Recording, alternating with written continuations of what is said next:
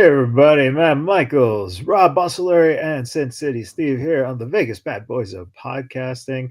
And I believe, I don't know if you guys have seen him, but I did see DJ on the corner of Fremont and 4th selling his body to pay for those WrestleMania tickets. So, well, he's not going to get a lot of money there. He's got to go to Tropicana.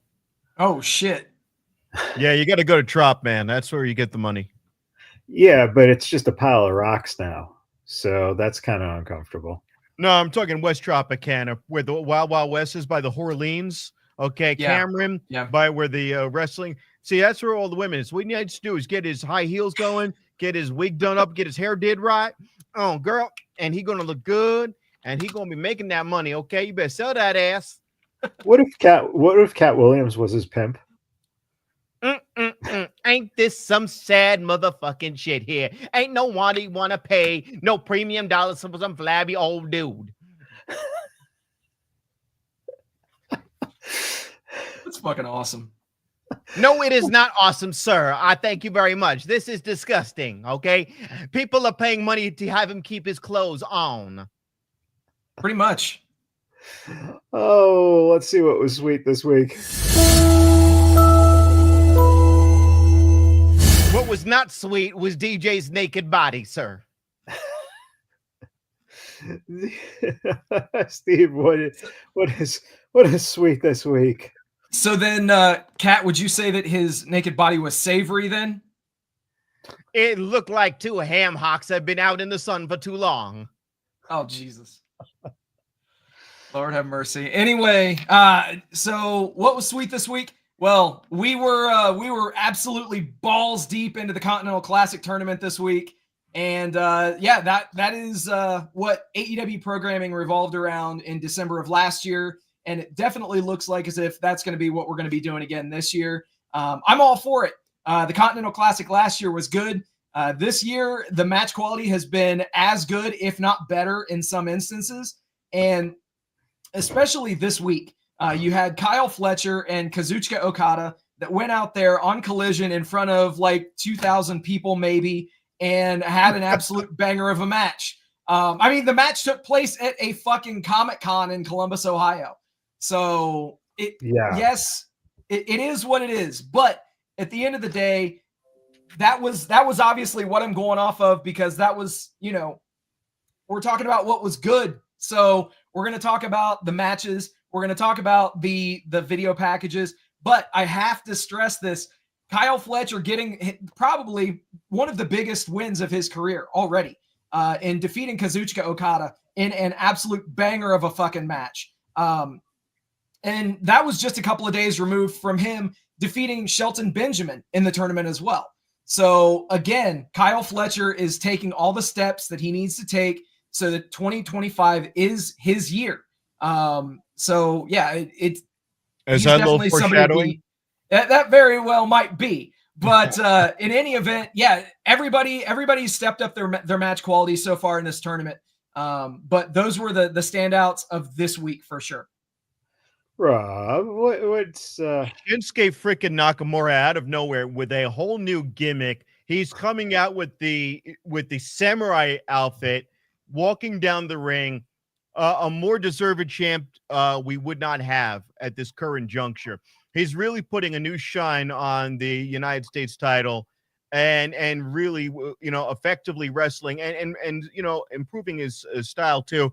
I did want to mention though, AEW, you mentioned the Shelton Benjamin match. To make Shelton Benjamin the Hurt Syndicate, the babyface to the left of, Kyle Fletcher is a huge task right now. Yeah. But Shelton Benjamin is going over as the babyface.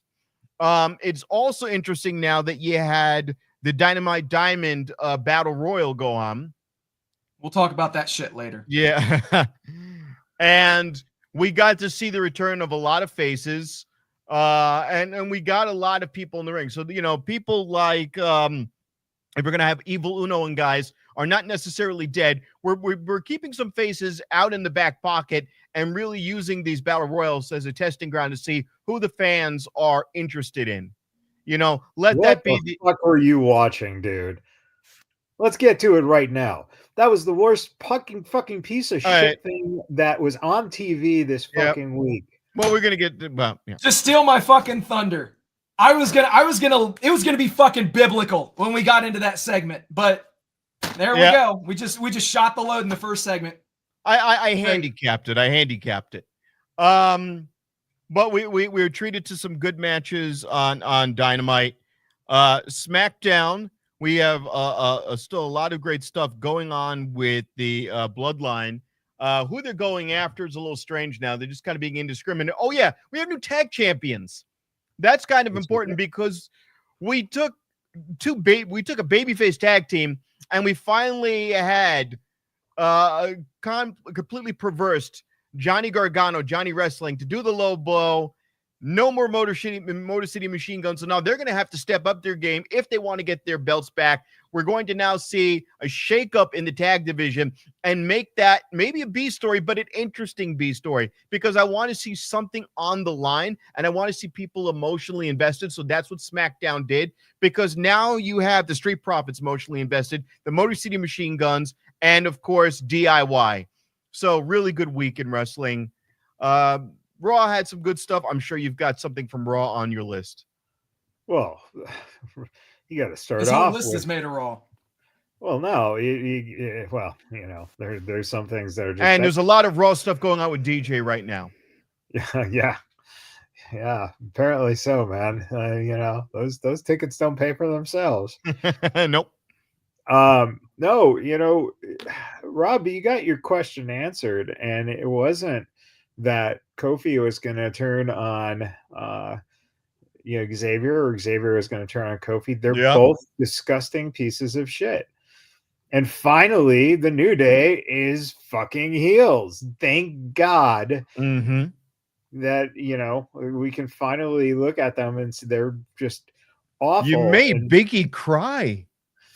They made Biggie's wife fucking text a fucking message on X to say how fucking she was going to make dinner for each of them, make, vegan for Kofi and fucking child boy man food for Xavier.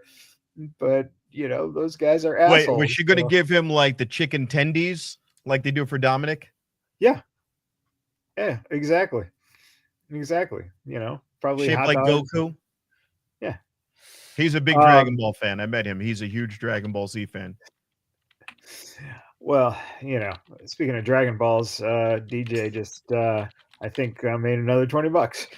So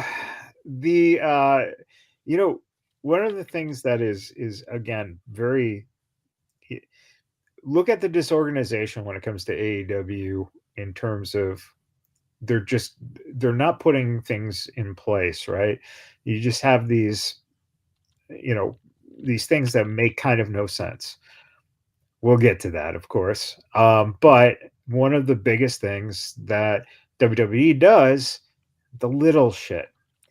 On SmackDown, in the background, during a backstage segment, you see Dominic talking to Nick Aldis. And we don't know why. We just saw him go into the room with Nick, and they're doing this shakeup, where NXT, SmackDown, and Raw, there are going to be some moves onto, each other's shows because of the Netflix starting up in January. So, little things. Could we see Dominic and Liv heading to SmackDown possibly? These are the kind of cool things that they've been throwing in there, which has been spectacular. The Bloodline thing, it's interesting because first off, I think they're just pissed off and just beating people up, right? And that starts off, to kind of basically buy time right now, because 3 guys are now out from that fucking Hell in a Cell or that War Games, which is amazing. In the past, you really didn't hear of, major injuries, and 3 guys. I mean, these guys beat the fuck out of each other. So, well, also when you do a tsunami from the top of a 3-story cage, you're gonna hurt yourself. Well, I mean, it just happened that he rolled the ankle when he came down. Yeah. And then they were gracious enough to show it, highlighted it up close so that we could all see his ankle just go raw. And I was like, oh God. Oh, Jesus. Who got it worse? Did he get it worse, or did Mr. AEW broke his fibula on the Bang Bang Gang? Oh, Juice Robinson. Yep, Juice Robinson. Yeah, Juice broke his leg 2 minutes into that match, by the way. Jesus. 2 minutes into the match, and he still finished the fucking match. Yeah. So that shows you how tough or how stupid Juice Robinson is. A little bit of both. Yeah, and all these guys did the same thing. They finished the match too. So I mean, the injuries happen. Honestly, breaking your actual leg is a little worse. Now Bronson Reed, I'm sure, being as massive as the dude is, breaking his ankle is not good. But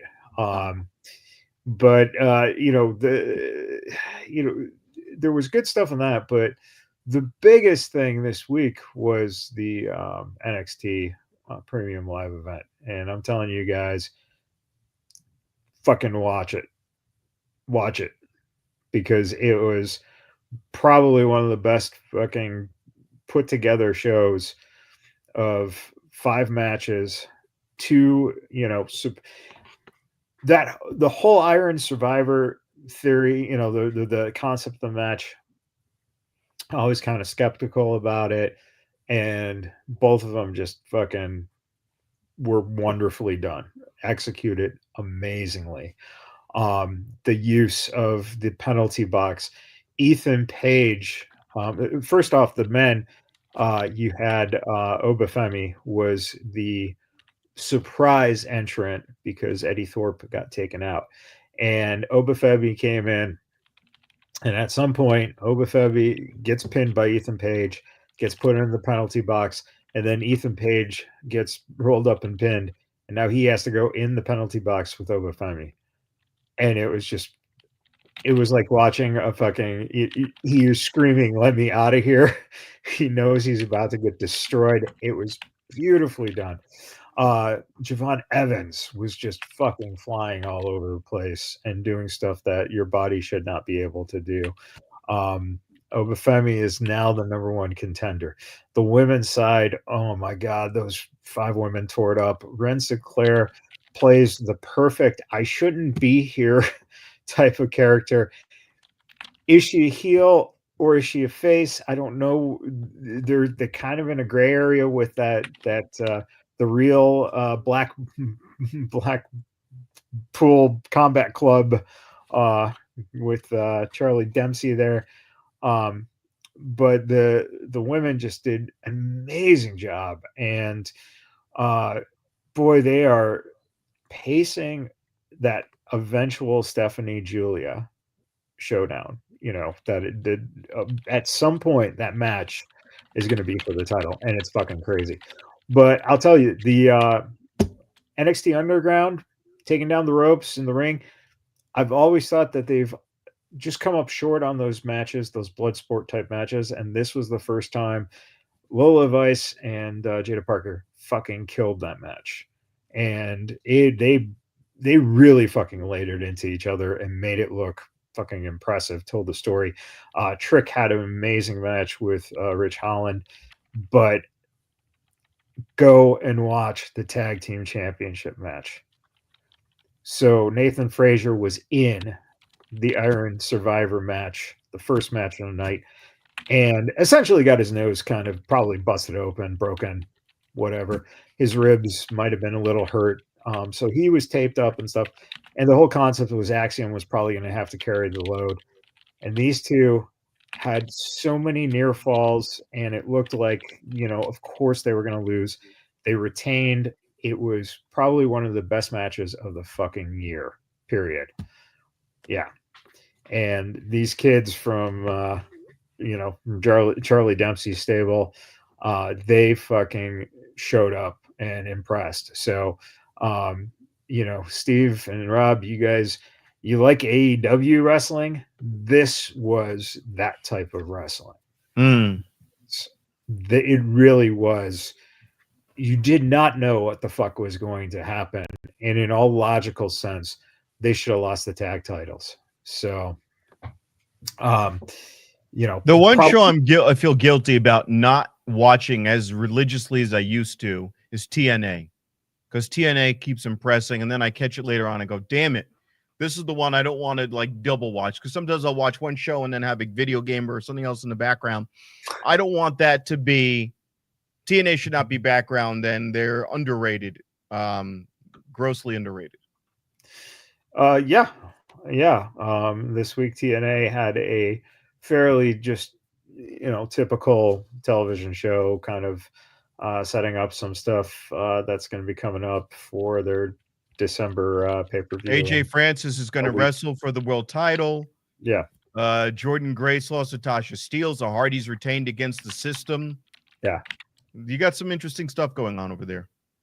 Yeah, and the Hardys in the System, they're going to do a table, ladders, chairs match on December 13th, 14th. I'm scared of hearing that because of Jeff Hardy's like a magnet to injuries these days. So in the last few years, so I'm really scared about. They just had one. They just had one with Chris Bay. Yeah, I know. And everything was great. So yeah, that's true. Yeah. So, but yeah, there's some great things going on there. All right, so that was what we found too sweet. All right, let's just get to it.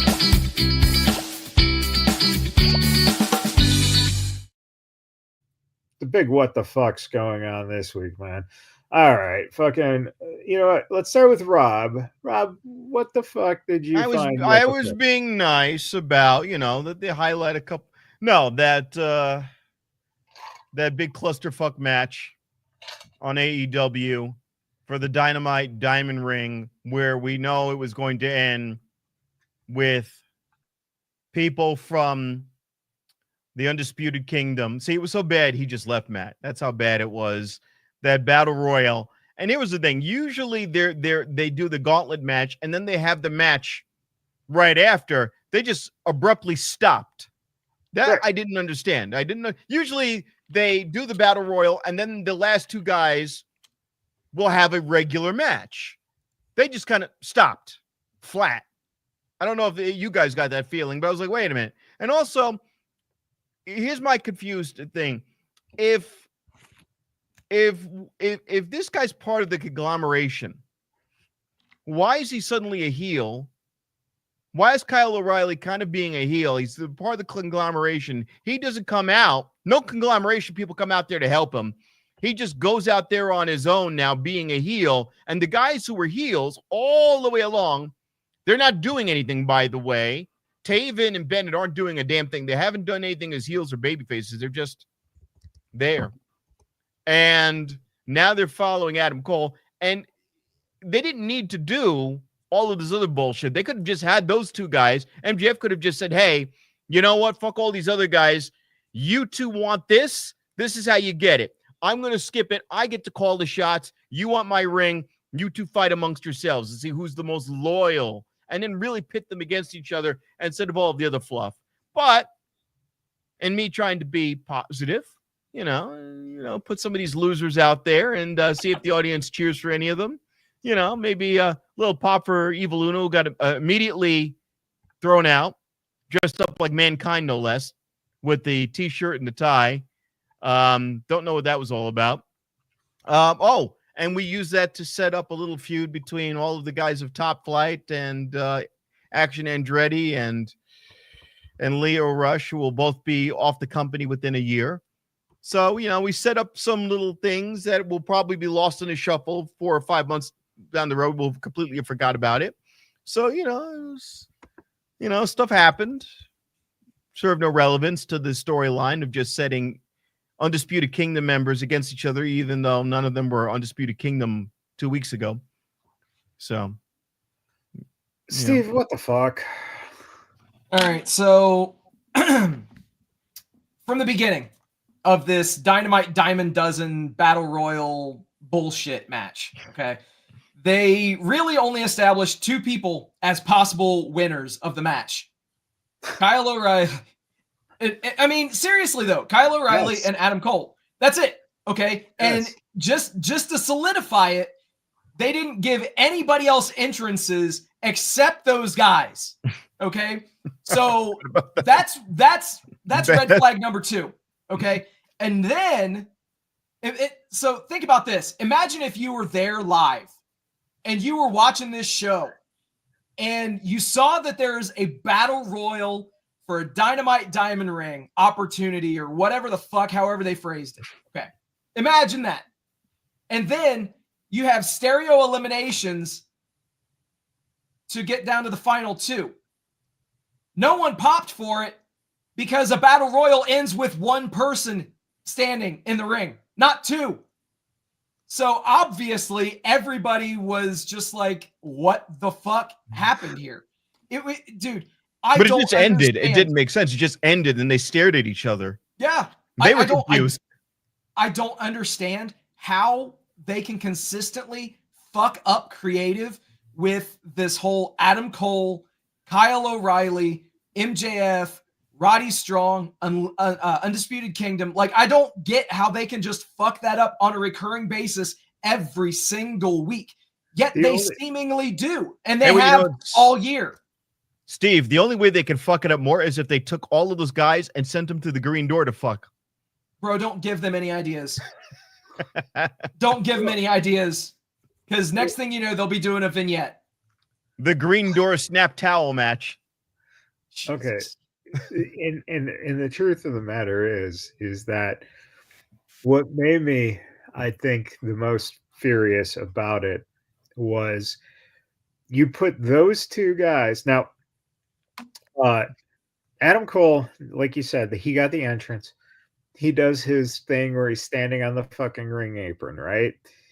When you look at Adam Cole on that ring apron and you see what's behind him, Adam Cole looks like a 12-year-old boy. Okay. So now this boy is about to win this goddamn fucking battle royal with another guy who looks like a 12-year-old boy. Yes, they have Rob Bossoleri arms. Now the problem with this is that you have them, and I agree. What the fuck is up with Evil Uno and that? Jesus Christ, it's Mankind in a gimp. Might as well be. They needed to play the music from they needed to play the gimp music. Pulp Fiction. Pulp Fiction. Hey, oh, Rob is a real boy. Aw, you finally made it, Pinocchio. Hey, I'll keep lying to you, and we'll get nice and hard. Oh God, I want to see your nose grow. And you can see TJ's nose grow for $20 out in the corner of Tropicana and Procyon. That's where they go, or Valley View. So my biggest problem is that instead of having it logically, eliminate some shit guys or whatever, no, you had them absolutely, totally fucking obliterate the idea that Brian Cage and Lance Archer mean anything at all in this company, and that outside of Kyle Fletcher being with good old Don, there's no reason for Don Callis to be on the show or for anyone to be with him. Holy shit. Lance Archer was eliminated off camera. They panned away when he got eliminated, and then I went, "Wait, is he gone?" And they didn't even make a big. They went, "Lance Archer's gone." It's gotten so bad that Wheeler Yuta's beard has gone onto Brian Cage's face. So what's that? That's how bad it is. And know that is not a euphemism. That's the one thing with AEW wrestlers. Usually, if you change your look, you're supposed to do that sparingly because you're a character. You're supposed to be able to market you as a certain look. If I buy your action figure, you're going to look exactly like that action figure. If you have a tattoo, a lot of wrestling, WWE is strict with tattoos because I'm trying to market you as you are. AEW doesn't give a fuck anymore. These guys are. No, and so I mean that it's just and the smartest out of all of it is just MJF just doing Not being vignettes. on Doesn't TV. even have doesn't have to fucking wrestle or do anything because it's so fucking ridiculous. Now the other thing on that show, he is still filming a movie, so I mean Right, that of explains course. his absence. But yeah, Of course, but he doesn't have to suffer through this nonsense. And it's so fun. Honestly, let's be realistic. You took a group that was white fucking hot in NXT, and you've really shit the bed with them. It's called the Ice Bucket Challenge. Well, I mean, it feels like someone has MS in that company because it is not well, I mean, it's fucking hard to watch sometimes, and point being, what is Adam Page? Why is he existing? What the fuck is this now that out of nowhere Adam Page comes to help Orange Cassidy and Jay White? And now we're getting what? Adam Page versus John Moxley? Why? no, it's gonna be a 4-way at the pay-per-view. And here's my thing, though. He's an angry baby face with the porn star that makes no fucking sense. He's like violently angry helping, but at least he's not going to go anywhere, but at least Brody King is over. Yeah, over 400 pounds. Yeah. He's over with the fans helping out, Darby Allin. So why don't they just bring Darby Allin into that faction, into the House of Black? Just have him go full goth, dye his hair black, put the face paint crap over his eyes, tell him to get rid of the panties. They're probably waiting for the fact that the House of Black will end up leaving at the end of their contracts, and Malachi definitely will. Buddy just signed a new deal though, so he's around for quite a while. And Brody, honestly, I don't think that he would be taken. What would they do with them? So no, Brody's staying there. I mean, they're gonna Brody's gonna be sticking around.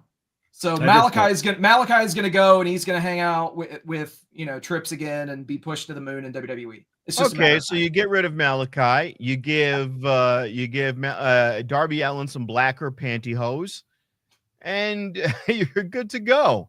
And he could sit there and do evil pom pom stuff with Julia Hart. Yeah, it's perfect. Of course, because Julia will actually be bigger on screen than Darby. Yeah, it's a great call. Right. But it's that whole idea of Mox and Hangman Page. Just really, Hangman Page was arguably your least marketable champion. It did not work out. Virginia is for lovers. Remember, he came out with that shirt, and he's. He had the tassels, and he was upbeat and coy and just happy. The anxious millennial cowboy. Yeah. Who is now apparently the, disgruntled. He's a Gen Xer with angst, He might as well just come out with like grunge outfit and look like he's trying to listen to Nirvana. But, it's just like, why are we putting Swerve with fucking, right? It makes no sense. So they set up all these scenarios by which all these people would want vengeance on these guys who screwed him over. Swerve didn't take any vengeance over Hangman Adam Page. He gets fucked over by Lashley. Doesn't take vengeance over Lashley. And then the MVP who wanted Swerve to be in his stable and to beat, the idea would be, I keep beating you up until you become one of my, my freaking heavies, one of my hands, doesn't do it. He drops the ball and just leaves him now. So what we have is a bunch of factions. They're all heels simultaneously until we need them to be a babyface for a week or two, which is the ultimate what the fuck. Because if we're going to make, and again I say this, if you're going to make Shelton Benjamin a babyface and have him get a screw job loss, the only way that guy can stay face as a heel now is if he tries to go back over and screw over Don Callis' family. So unless you're going to have a full-blown feud between MVP and Don Callis, which would be an excellent battle of mic skills between the two, where we can actually have one guy go on the Collision, have the other guy go on Dynamite, and you could call it whatever you will. You have Don Callis be the voice of Dynamite. You have MVP be the voice of Collision. You can have the two guys fight, call it the white versus the blacks, whatever the fuck you want to do, but have these guys feud and then have people pick their sides and go, hey, Mr. Montel, I'd like to join your group. Please. I know how to scissor, you know. Hey, Mr. Montel, my Haitian immigrant freaking manager over here is dropping the ball. He let my house burn down to the ground. Please make me relevant again. Please, Mr. MVP. I'll pay for your hair dye. His hair is white. Yeah, I've met him. His hair is ghostly white, Mr. Montel Vontavious Porter. Met him at Rebar on his hair is white. So, first off, I think we just learned about your, is that what's going on inside of you, Rob? That black versus white struggle? Well, I don't want to know about anything inside of Rob. All right. Well, some weeks it's Don Callis, and guess what, Tony? This is going to be one of the greatest shows, and if you would just shut your mouth, we can all enjoy it. If you want to see the best of AEW, watch it on their stream, where you can literally hear them telling Shivani to shut the fuck up. It is one of the most depressing things, because Shivani starts crying as soon as they go to commercial, and they keep streaming on their other platform. You know what? You guys are really mean to me. And we're back. And then he goes, you know what? That was a great point you made there. It's the greatest thing to listen to when they literally tell him you're fucking terrible at your job. Listen to the commentary on the commercial breaks. Shivani is terrible, and they all know he is. I don't know what deal he struck. I guess he has some, Ted Turner gave him some lifetime deal, but they give it to him real good and insult the shit out of him during the commercial breaks. You have to listen to it. It is really morbid.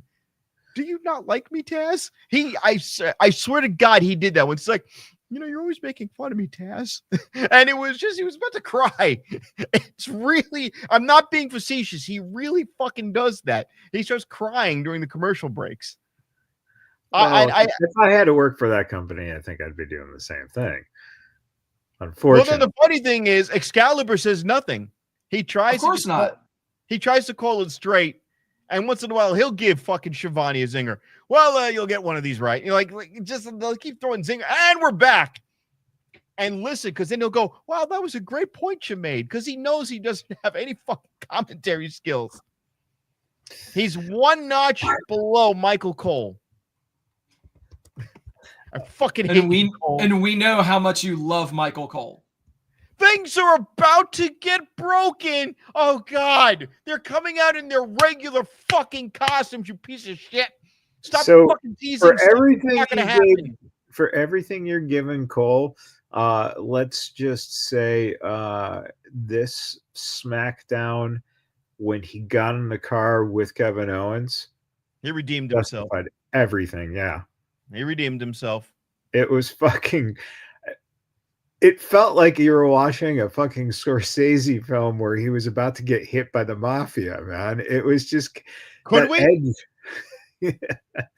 Could we? Could Kevin Owens just put a silencer on? He was, just two in the back of the head.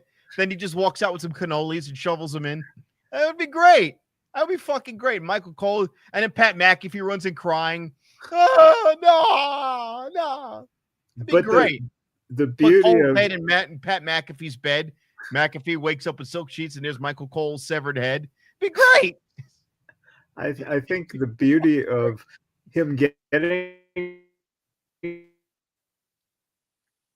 He's got that Michael Cole connection right there, that Tony Schiavone internet company. out With of the Cole and car. Shivani,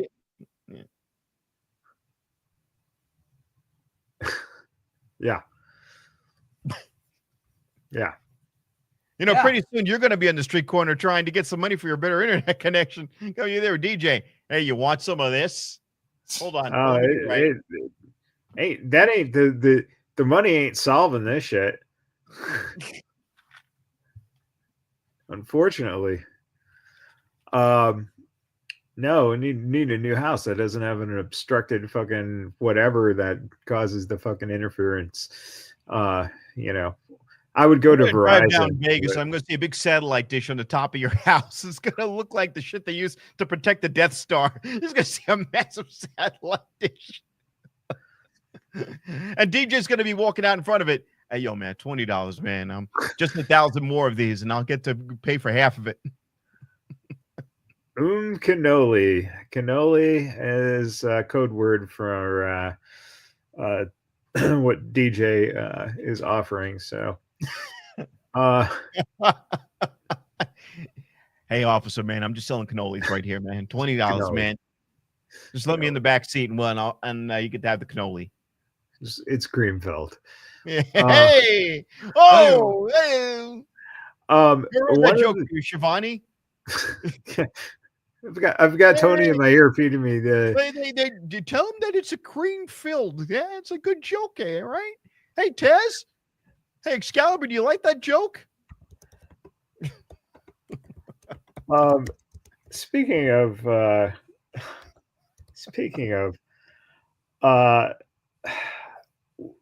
why does Hook get a microphone? You know, I would love it if somebody would actually be the mouthpiece for him, because yeah, that guy, whenever he does get on the mic, it sounds like he's got a mouthful of like marbles and he just cannot enunciate. You can say that that's part of his gimmick. You can say whatever you will about it, but it's not good. It's not good at all. Let me say one thing. Let him end up getting beaten down by Christian Cage's patriarchy and have him align with Christian Cage after all this bullshit's done. That will be a good end to this whole little mini storyline. It's unfortunate that all of the New Yorker personalities that ended up on AEW, the guys, Big Bill really can't talk. He sounds like he's got peanut butter in his mouth.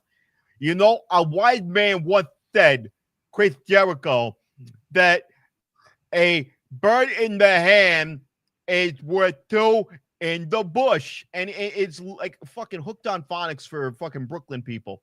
It's really bad. And the thing is, Taz was never the greatest talker when he was wrestling, but he became a good commentator. Yeah. And it really didn't carry over to his son because his son does not know how to, he has no timing, no anything going on. He would have been better to.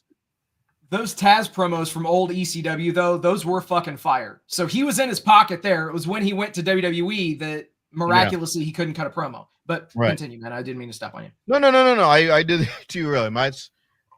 I am sorry. But no, those New Yorker guys, unfortunately, most of them, all of them, really do not know how to cut a promo. They try to come off as tough guys, but that's the thing with a lot of those guys.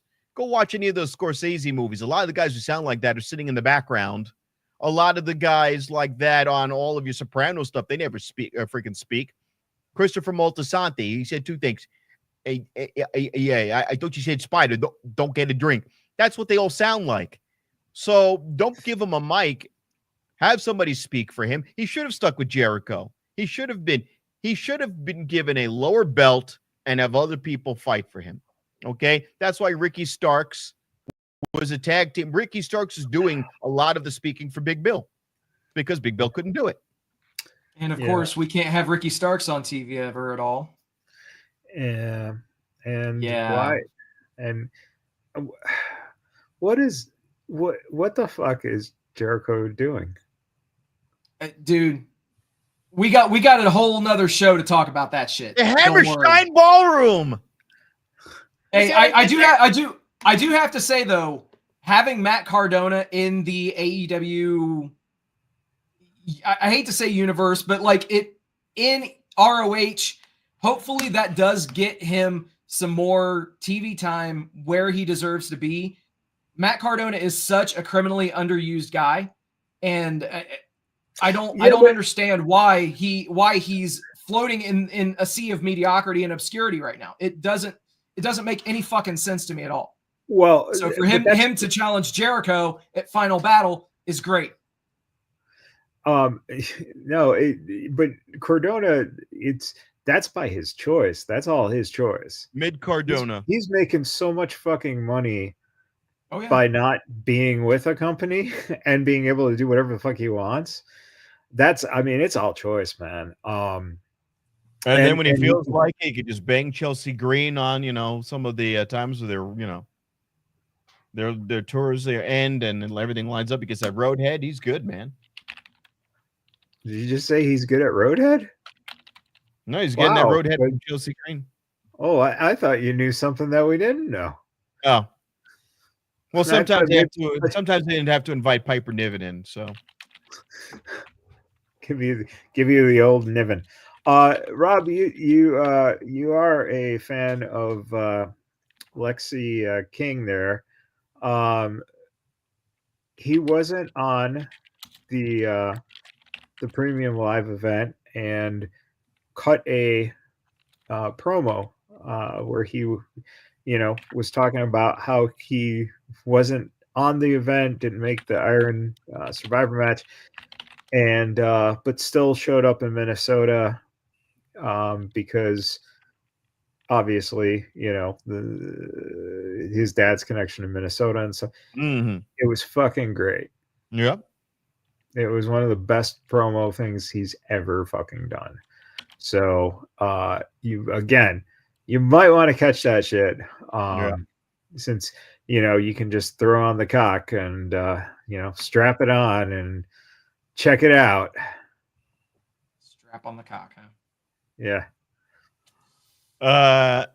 My mind went immediately to DJ and things he's doing to pay off those tickets. Jesus.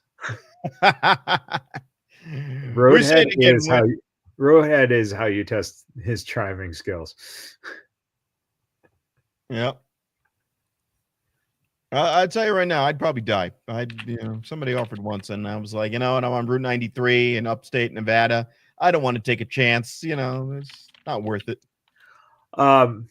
So we talked about our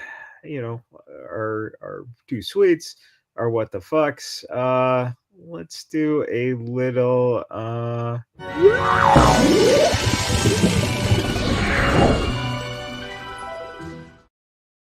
look out. Rob, what are you looking out for?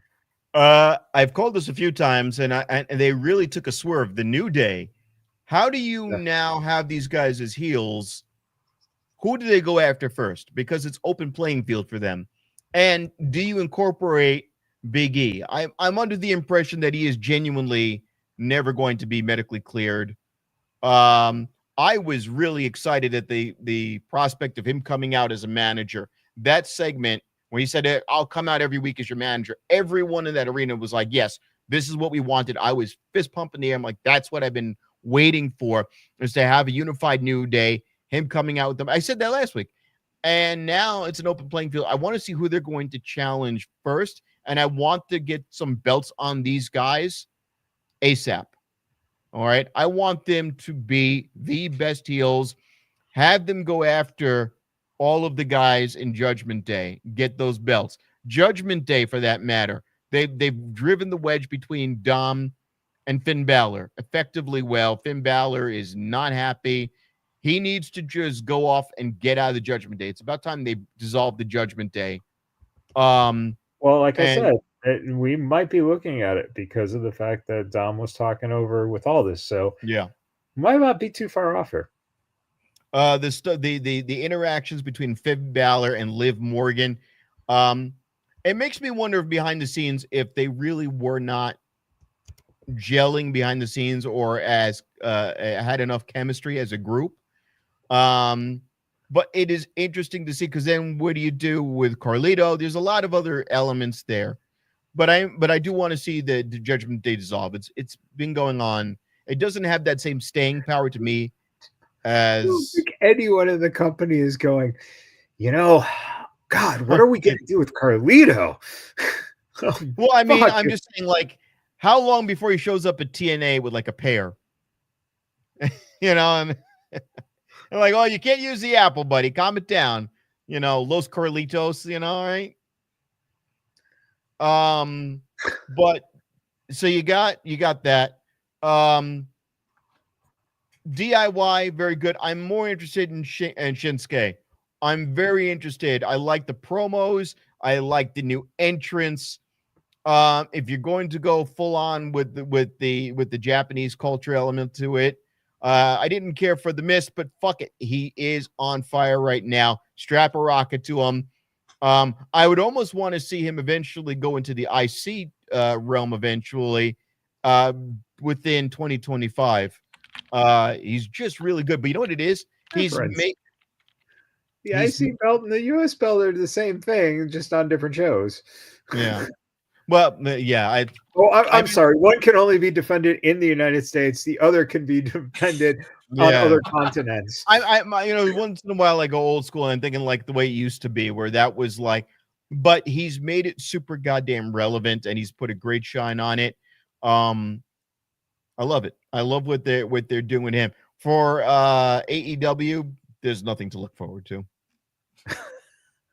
I thought tickets go on sale for Dallas now for that July show. Mm-hmm. Like, so here's my thing. When they zoom in on the first 5 rows, I want to be wrong. Tony, here, look, I know you don't know me. Okay. I'm one of the funniest guys in Las Vegas at impersonating you and Trump and Cat Williams and Obama. And, it's not funny anymore, dude. You got to put down the blow. And you have a show that you're spending a lot of daddy's money for.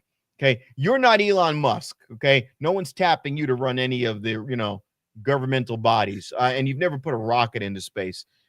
You have had a lot of duds. It's about the only similarity. But we need you to kind of focus on the show. Now, if you can get like a clone of Cody Rhodes to run the show, that'd be great, dude. That'd be fantastic. You don't have to do much. He'll bleed a little bit on Netflix, and then you just get a little bit of his blood. You get a Cody Rhodes clone, and he could sit there and do the show for you. You don't have to lift a finger. And once in a while, we'll send you over to TNA, and you can wear those hard sunglasses like, Ace Austin, cut a couple of promos, take them off, look coked up again. It'll be great for you, dude. And everybody else will do the work, man. You could just it's like Donald Trump. Everybody else can do the work. You take all the credit, man. It's like it's the art of the steal. Okay. It's the art of the steal. Okay. Tony, it's going to be great. Okay. Can you see what I did there? It's going to be great. And you do none of the work. And then you can do Hunter Biden all day long. You could do a Hunter Biden day in and day out. No one will ask any questions. Okay. It's going to be terrific. Get the fuck out. Okay. Thank you. Goodbye. Yeah. Steve, what are you looking forward to?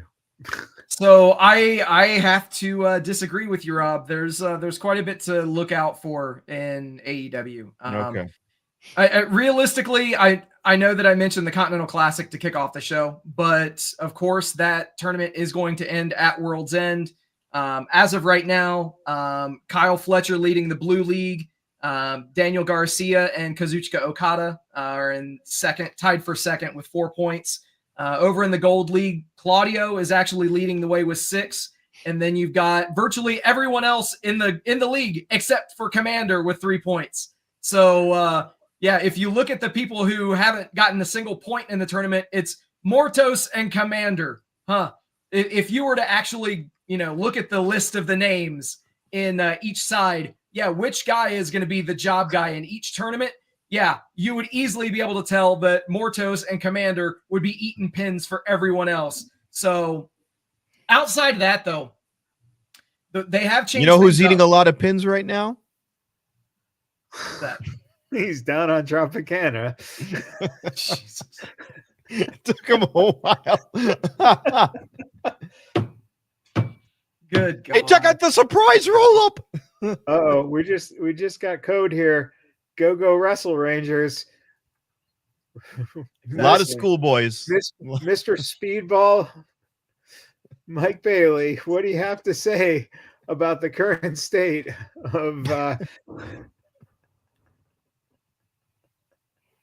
You know what? This is just one of the greatest matches ever, and I was just really happy. We're going to bring a lot of energy. It's going to be positive. It's going to be fun.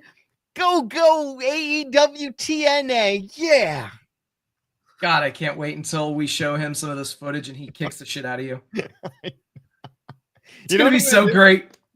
I'm going to dress up as Donald Trump. It's going to go viral when he's kicking the crap out of Trump. I'm going to post it immediately. I'll have no teeth left.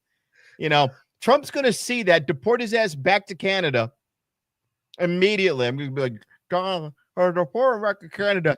Somebody tells me that we've got an illegal Canadian immigrant, a Chinese national, who snuck in from the Canadian border, and he came in with a mullet. He tried to look like he was from the South.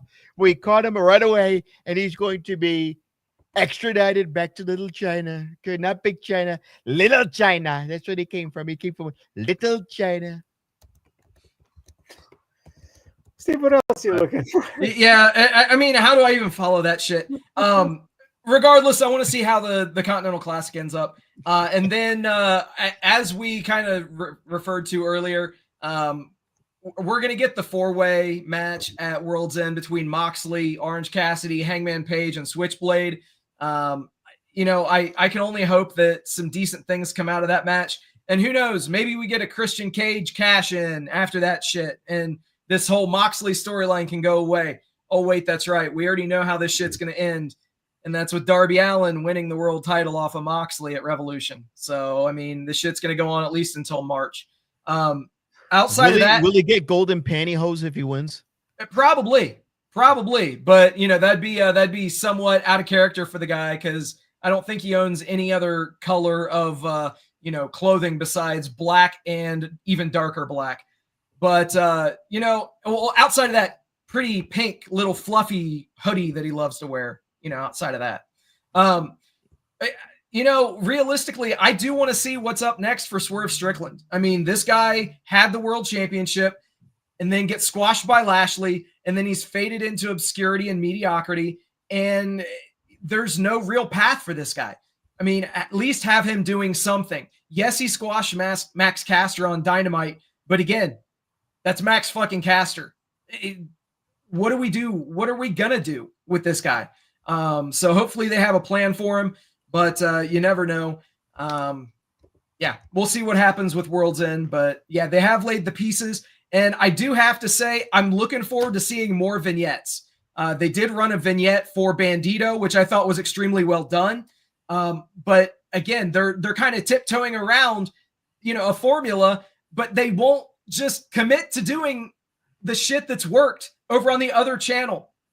They're trying so hard to be a disruptor brand, which I have all the respect in the world for, but take what works elsewhere, mold it into your own. That's what they did with the Continental Classic.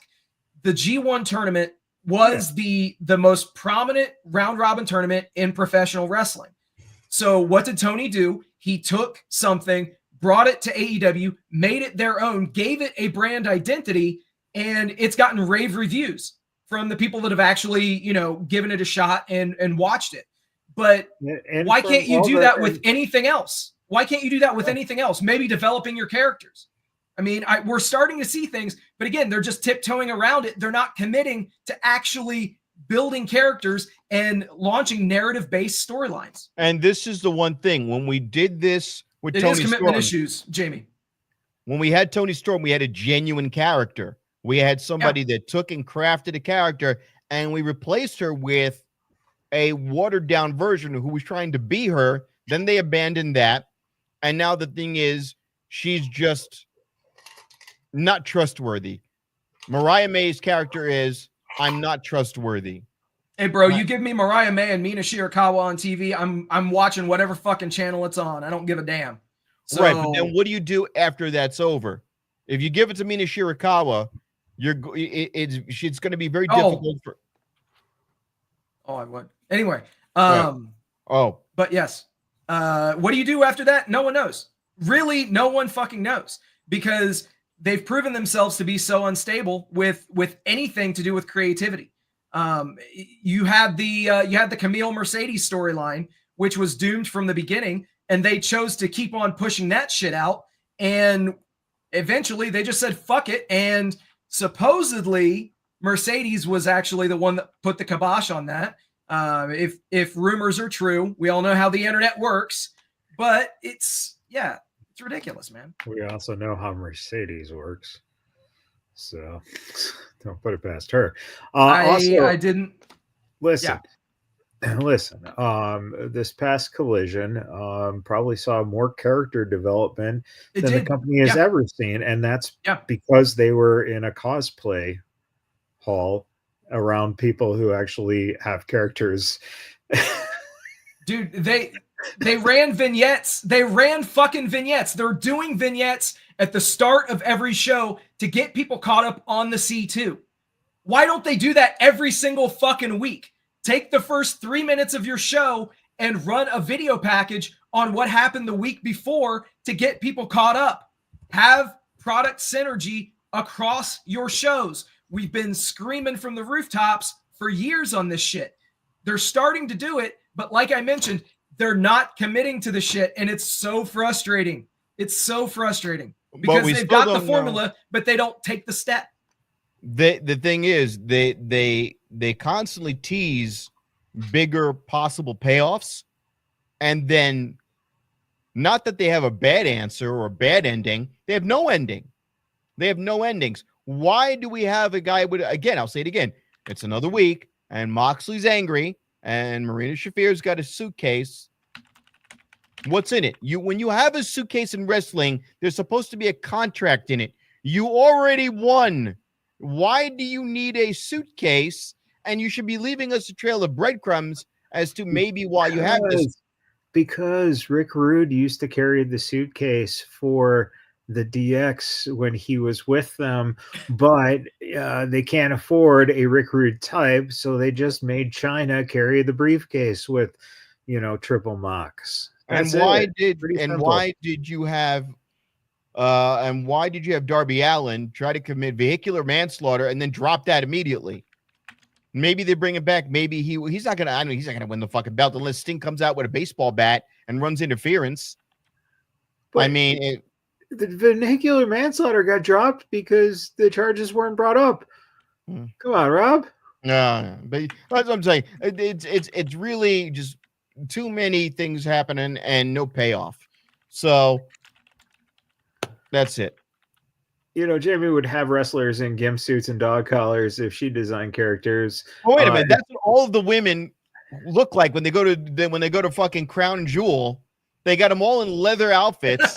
They all look like gimp dominatrix. Tell me how that's more family friendly than having them show their arms.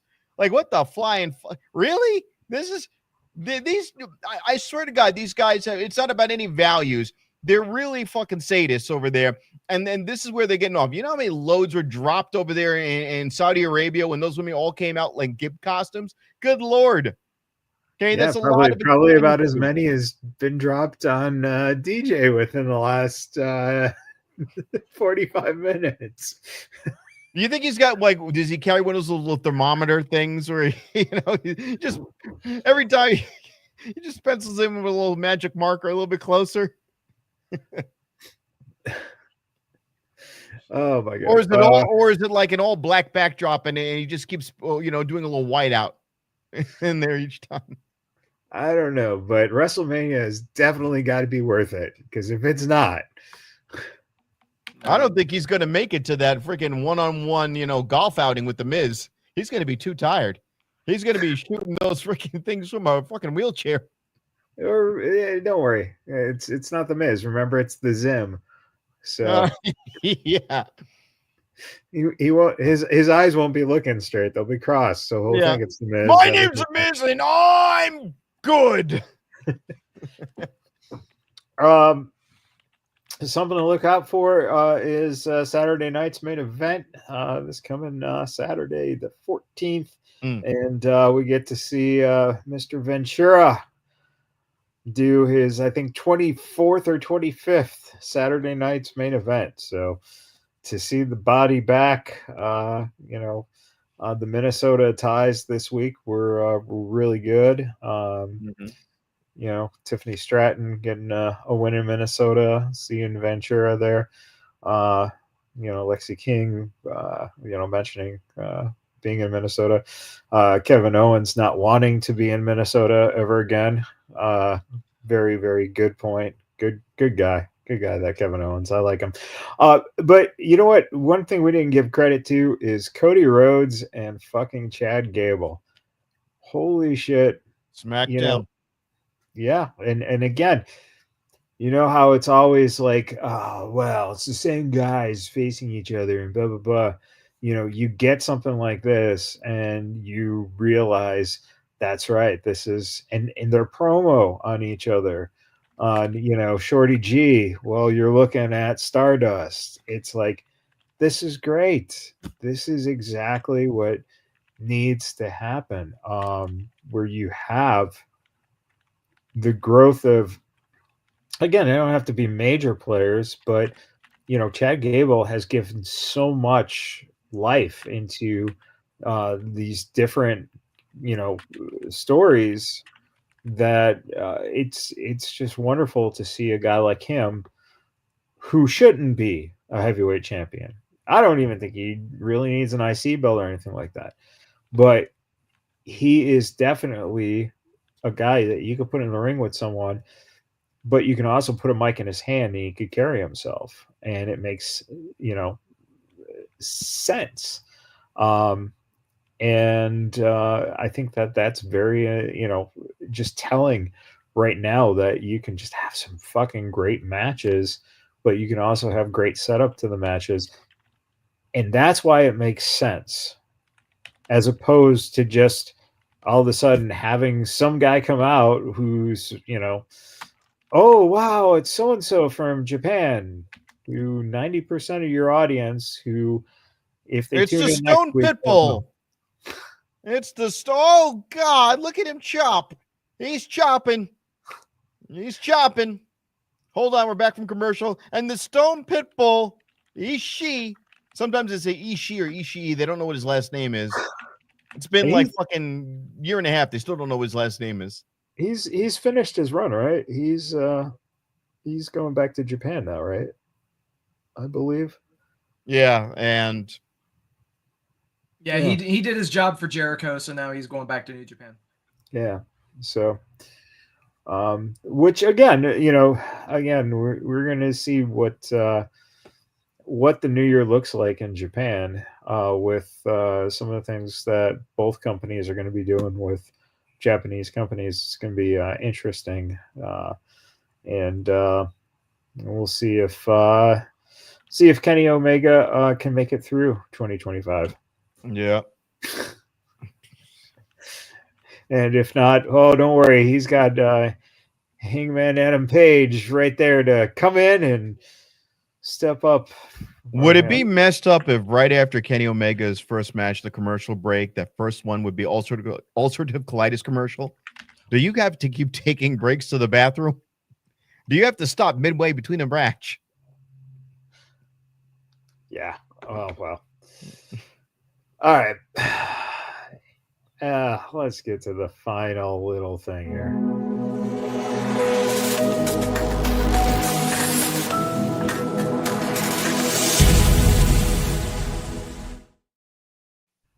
Best in show. Steve, Dynamite. Okay. Rob, Dynamite. Okay. So SmackDown. I was actually gonna say Collision this week. Oh, okay. Even though it was in front of 2,000 people at a fucking Comic-Con, it was the better of the two AEW shows. Well, the better of the three AEW shows. But the in-ring was great. They established characters. They tried to build those characters through vignettes, through promos. That's what you do in a fucking wrestling show. I don't get it. Apply that same formula every week and just watch the results. That's all I'll say. And it helps when you have Xena and Kevin Sarbo impersonators sitting. Hey, not to mention fucking Corbin Burnson, bro. Roger Dorn sitting ringside.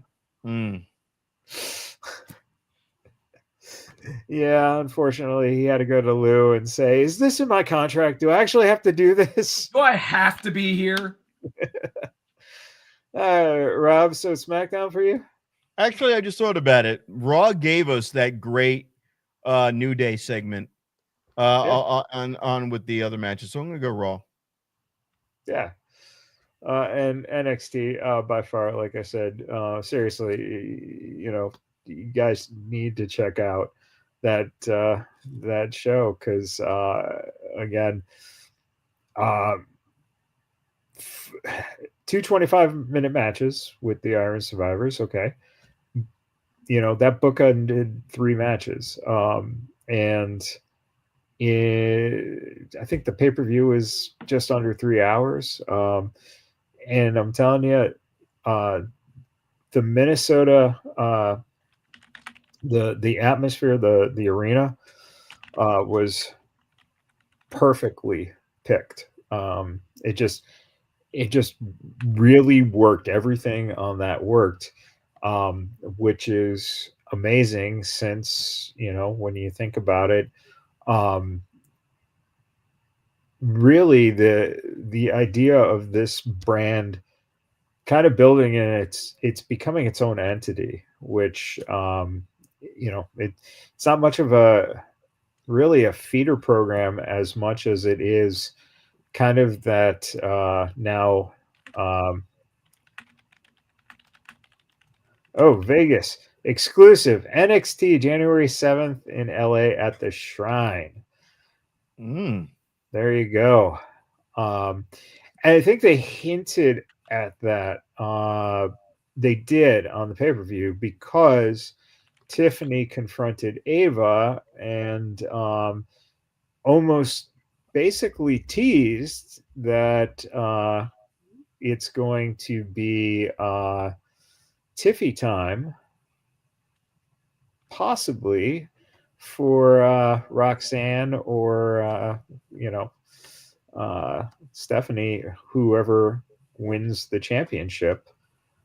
She played with the idea of maybe going there to cash in. So, yeah, that is it's pretty fucking awesome just to see what NXT is doing and what's going to happen in the new year. Or Jade Cargill could walk out with high heels and a neck brace and beat the hell out of Tiffany Stratton.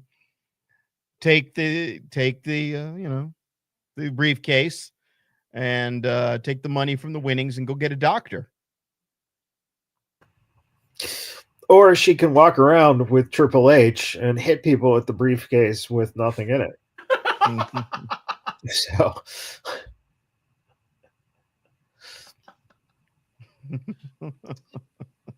well fucking played. And another breaking story, AEW cashed in on Juan Soto. No, it was the Mets, another goofy owner. Juan Soto getting 700 million, man. Dude, the fucking Jaguars, they had the number 1 pick in the fucking draft, and then they had to go and win today. What the fuck is that shit? So the Khan family fucking up, again, in a different. Do they still have Urban medium. Meyer?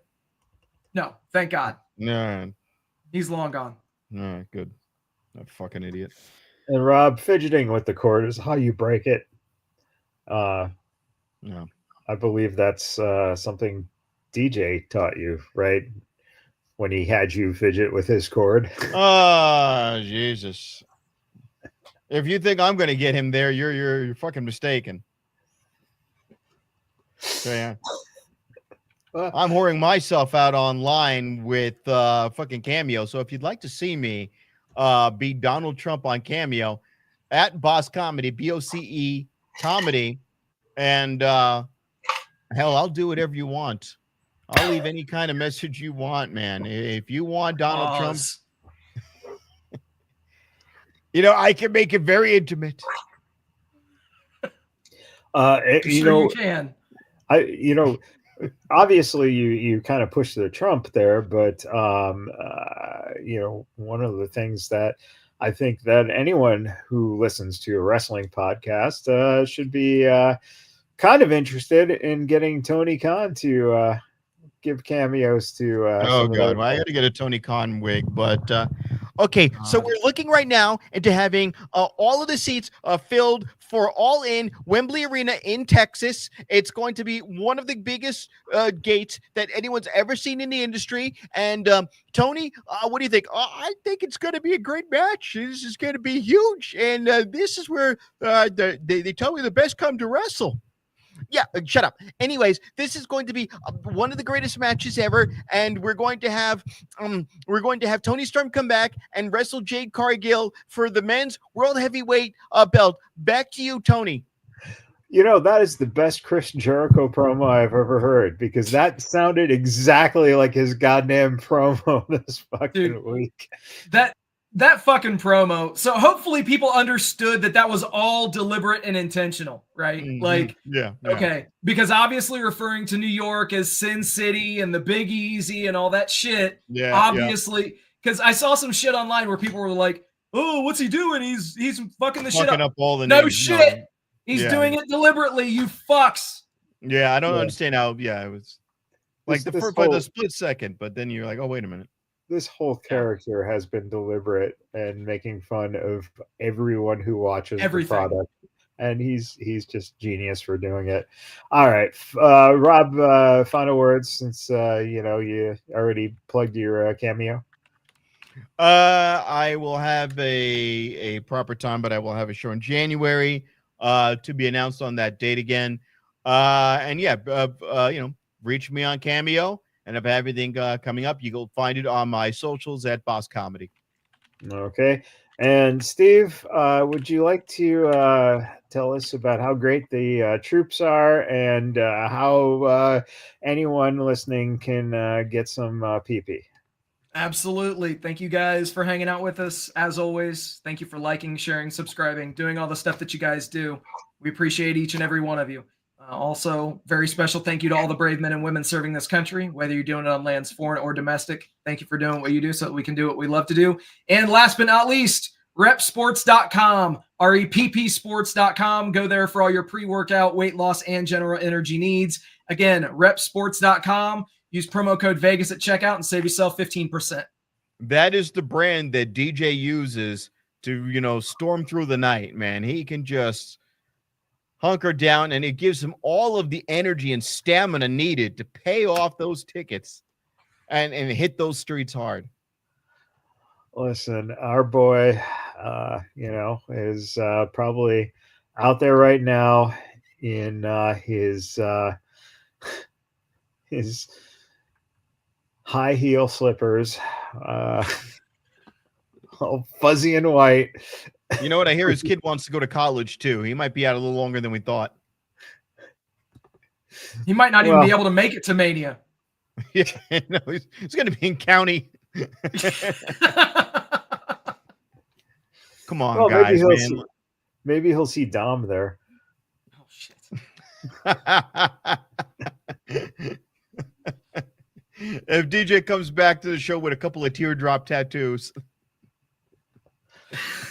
High heel slippers, what the fuck? Well, you don't know DJ. Ain't seen nothing yet. Yeah. Oh, God. On that note, next week, actually, we will be doing a episode here that we recorded on some of the greatest managers of all time. So a little holiday fill-in for next week, and that is what's going on. So you'll see us probably one more time live this year before the end of the year. And thank you everyone for tuning in and hanging out with us tonight. And as DJ likes to say, happy wrestling, everyone, and $20 for a handy.